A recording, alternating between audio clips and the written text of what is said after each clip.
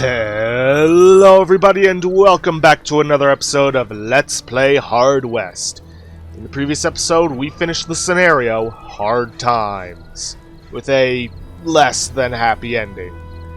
And in this episode we're going to begin with As Good as Dead. Your rootless but happy times of drifting are violently interrupted when you cross the wrong man. But a powerful stranger helps you rise up, transforming you from a carefree gambler into the personification of vengeance. As usual, we'll be doing combat injuries, and gameplay mods, luck for kills, reaction shots disabled, and express scarification. Let us begin. You lost everything, became an outlaw on the run, but you still had Florence, the love of your life. You were drifting through settlements, evading the law, gambling. You did well enough, but whenever you won, someone had to lose. And if there was something the masked man truly would not stand, it was losing. Then, out of thin air, a gentleman appeared, offering to resolve your predicament in return for your soul.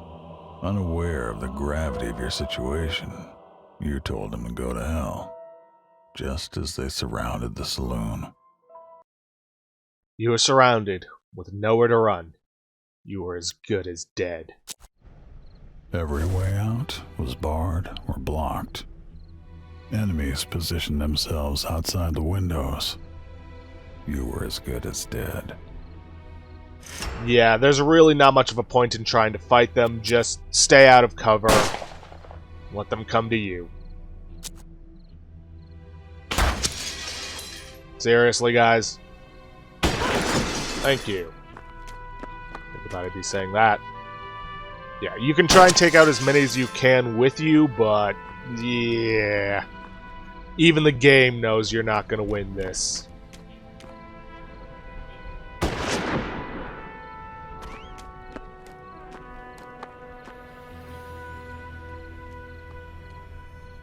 Time to die. Take as many of them with you as you can. Yeah, so the game knows you're not going to win this. Now, I'm kind of wondering. I've always seen it where Florence ends up dying first.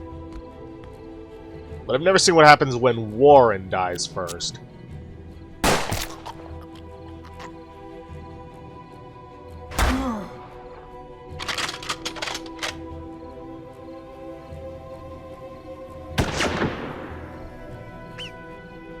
Bleeding out on the floor, helpless to protect Florence, you felt your life ebbing away.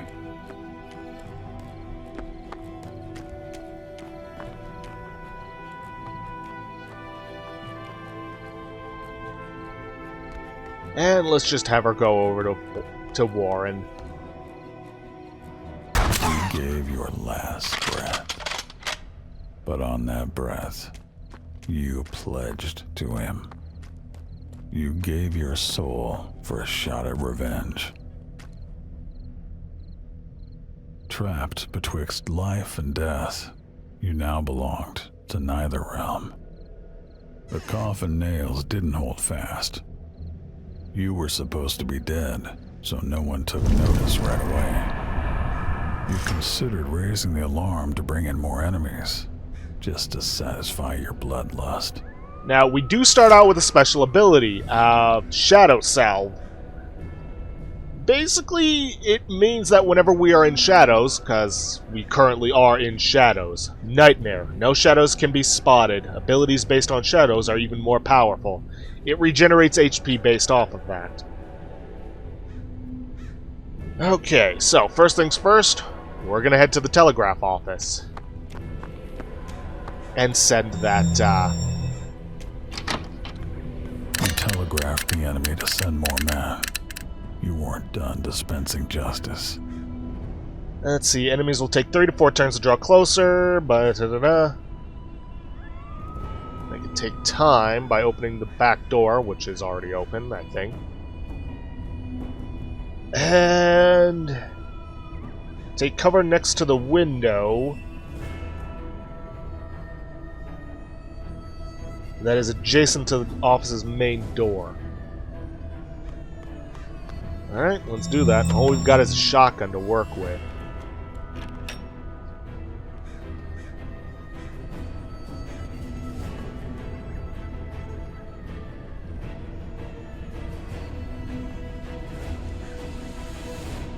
Good boy.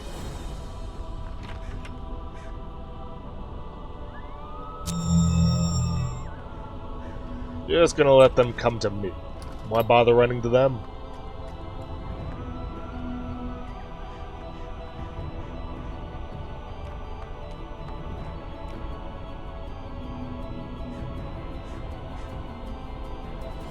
How many guys are there that it's taking this long? All we've got is the 10-gauge shotgun and a 6-shooter. And seeing as how we call for reinforcements, that does mean that it will potentially take a while to get through this. It's also kind of why I let the previous video go on so long. Now, the enemies do have a lot of luck, so chances are we're going to want to use fanning from our 6-shooter in order to reduce that. Come on, how long is it going to take for them to come to us?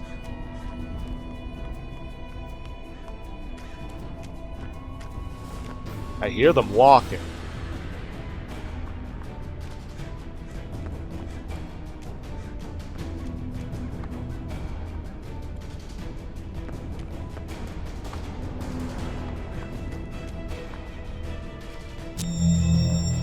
Come on. There we go. Finally made their way over.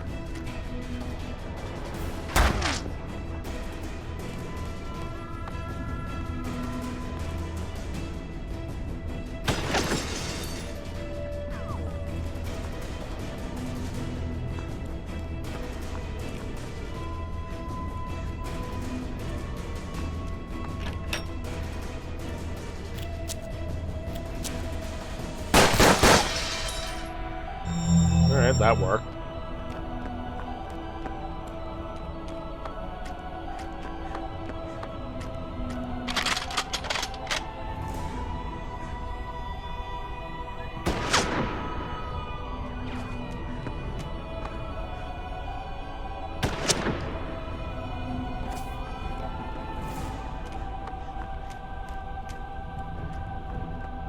Well, hello. I might be able to change things up for these guys. Let's try this and hope it doesn't backfire severely. Cone shot. Oh, I'm way too close. Screw it.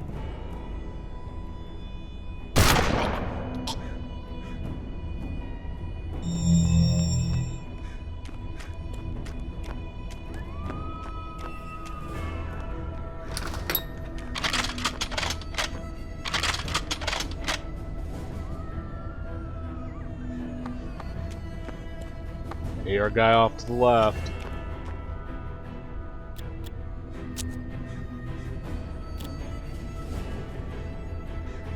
You know what? Let's retreat back here and switch over to the 6-shooter.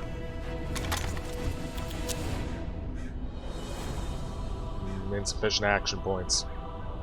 Fine, I'll just shoot.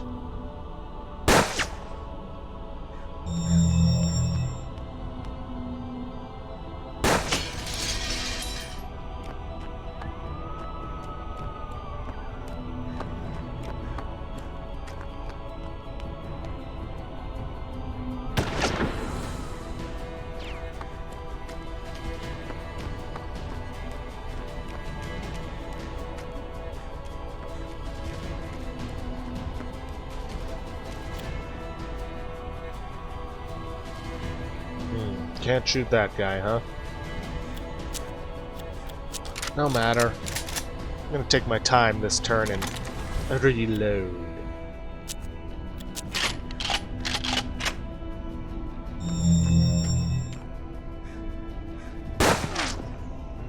Now, I am out of luck, so that means they're probably gonna start hitting.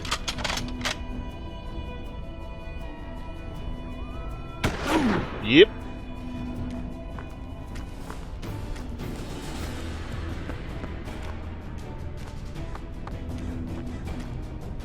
Ooh, another group of fools.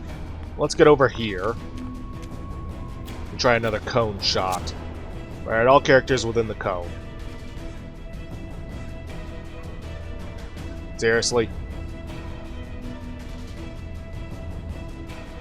Come on. Bingo. Good lord, that... What? How do you miss that?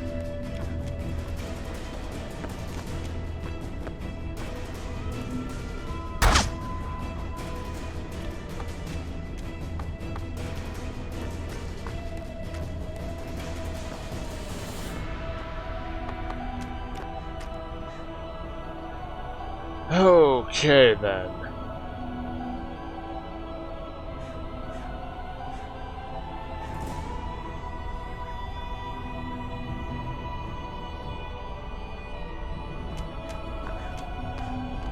Let's get over here, switch over to the 6-shooter.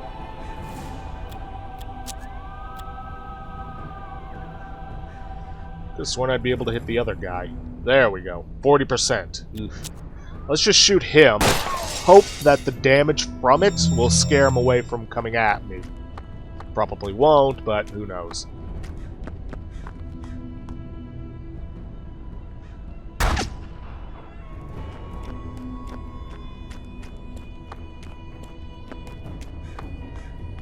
Yeah, didn't think so. But he missed anyways.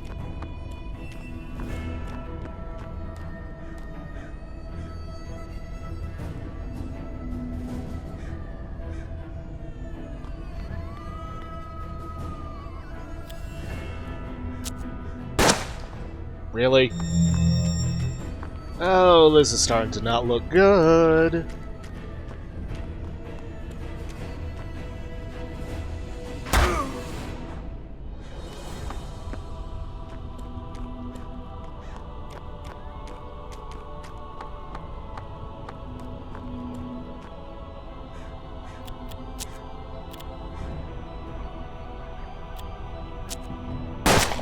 Okay, that one's dead. At the very least.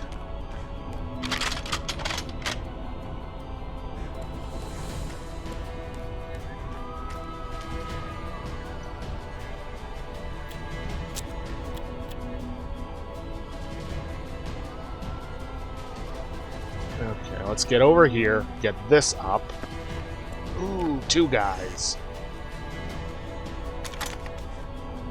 And I don't have enough for a cone shot. Do I? No, I do, but neither of them are in range or close enough to one another for me to shoot them both. Let's take out the guy with more health.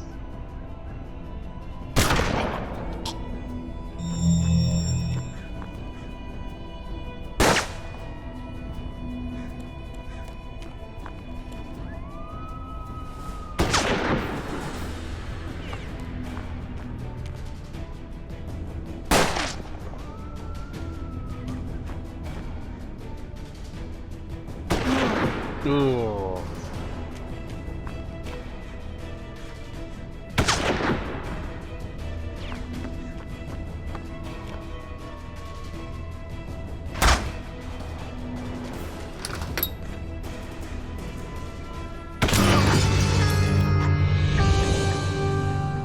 Okay then, seeing as how that mission takes so long, I'm just going to cut to when I succeed.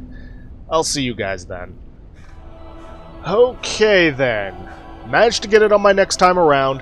My honest bet, if you get hurt and are starting to lose some HP, head around to the back of the telegraph office and start hiding around this area. Keep moving and try not to get killed. Now, the guide does recommend that you try to make sure you have less than or equal to 5 HP by the end of the mission. I'm assuming for a combat injury. Every living soul there was dead. But you were just getting started. Not gonna lie, there were some clench-worthy moments towards the end. You would have your revenge on the Masked Man, but first, he needed to know the depths of your anger. The stranger somehow stopped you halfway to death after that fateful night. The news spread quickly. Masked Man your nemesis went into hiding. The stranger approached you again. He said he knew the masked man's location, but that telling you would spoil the sportsmanship of the hunt. You didn't pay it much mind. You knew that if you took enough money from him, he'd find you. Then the stranger made an ominous request. He said that if you took 100 lives, he would reward you handsomely. And we've already gotten 13. The stranger asked if you'd met any of your enemy's enemies. Said he'd heard tale of an old man named Murray. Seems you ran a gin mill and had crossed the masked man somehow. Tracking him down might put you closer to your target. Okay then. Well, first things first, we're headed for the gin mill. You arrived at Old Man Murray's gin mill to find the place ruined, deserted, and covered in crates. The upper floor office remained suspended, but looked like it would fall apart any second. You figured you could grab one thing and get out. But should you get the money from the safe, or the curious glass item on the desk? Take the glass item. As you grabbed the item from the desk, the floor lurched in a low rumble, heralded the office's imminent demise. You leaped from the room as it collapsed into the rubble on the floor below. You inspected the loot. It turned out to just be a strange old monocle. Well, that strange old monocle... okay, phew. Is an ocular, an experimental aiming aid. If you know how to squint. Plus 10 aim, plus 4 sight. Pretty good item.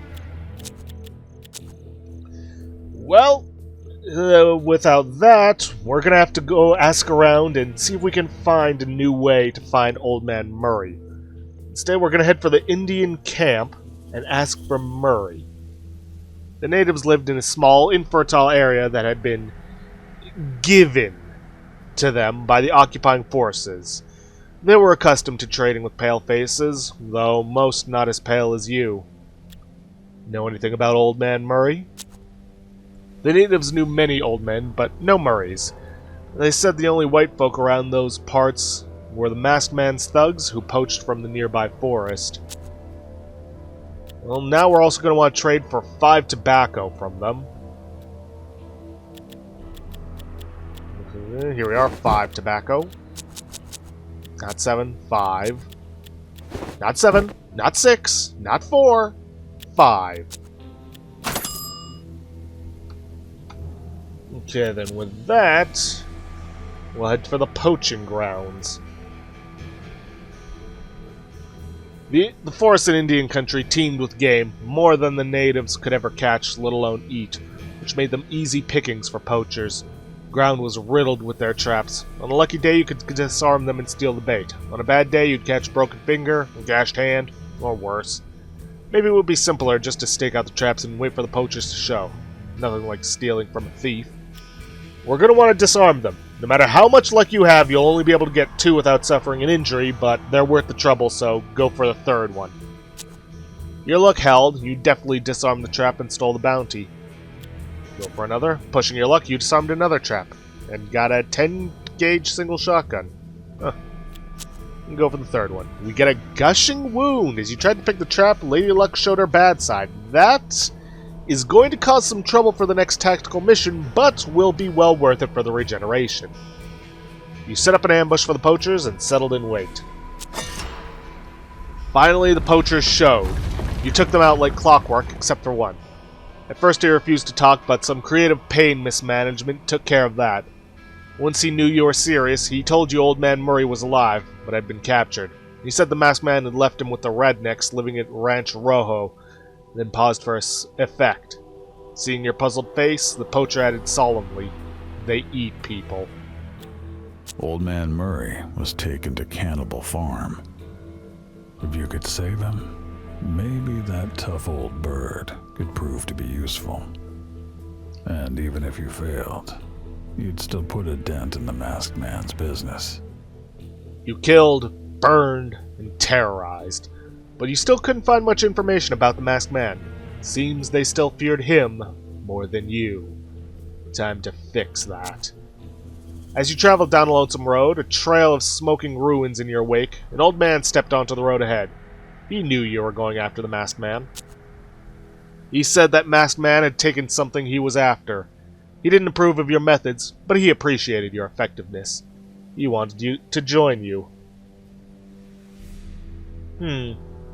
Very well. Let us join.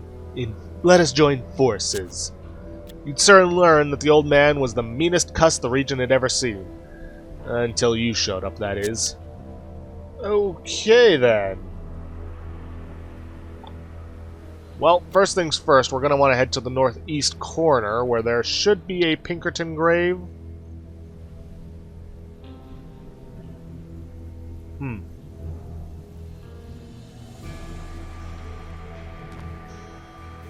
Maybe we need to physically go there?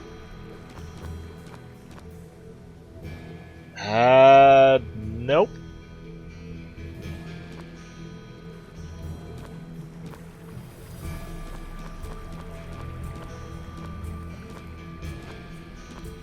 Nope, not seeing that, so we're gonna have to skip that. Let's see, Before we actually go to attack the cannibal farm, there's some things we want to do. Let's see. Head for the gunsmithy shop.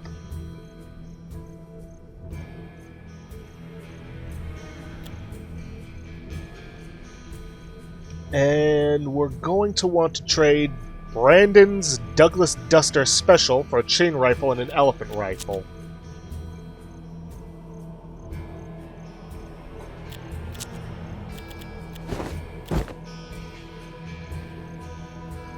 Let's see, chain rifle.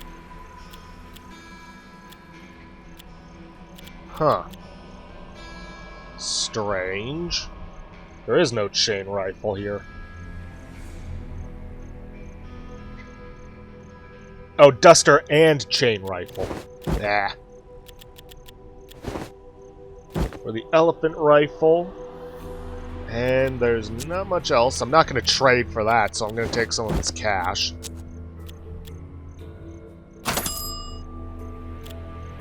Okay, then.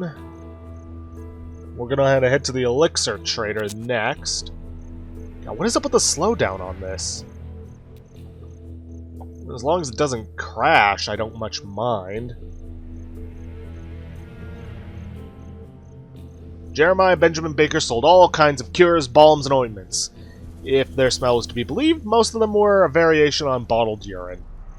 Let's ask him about the cannibal farm. The shopkeeper revealed that the man-eaters sometimes came to him looking for meat tenderizers and exotic herbs. If you wanted, he could send a letter of introduction telling them you were one of them. That way you could approach them without raising the alarm. Every favor has a price, though. He'd only do it if you helped him test his new potion. Oh boy, let's do it. Nauseating wave rushed through your body. Your face felt hot, then your entire body cramped up and you fell to the ground in agony. When it subsided, he apologized profusely, insisting you keep the rest as a make-good. He'd send the letter immediately. Dang well better. Wonder what that's going to turn into. And what it costs us. Poison, -2 max HP. We are down to 3 max HP. Yay! Okay then, next up we need to find the Fate Trader somewhere on the map. Nope, that's an Indian camp. I know you're here. Right? Ah, there he is. Odd about that Pinkerton grave, though. God's never been inaccurate before. Well, I guess there's a first time for everything. Uh-oh. Yes, ugh, excuse me. Anyways, we're gonna buy a repeater rifle from this guy.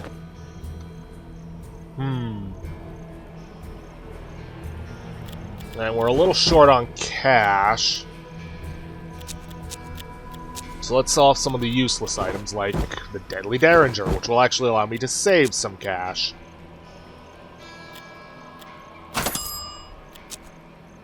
Okay. Lastly, we are going to head to the water tower.